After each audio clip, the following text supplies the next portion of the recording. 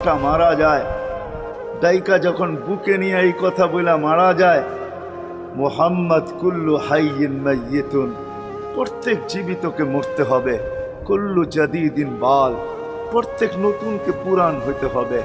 বিদায় বেটা আমি চললাম বইলা জ্বরের ভিতরে জানটা যখন দিয়া দিছেন, হায় হায় আমার মনে হয় আল্লাহ কি করে সইছেন জানি না।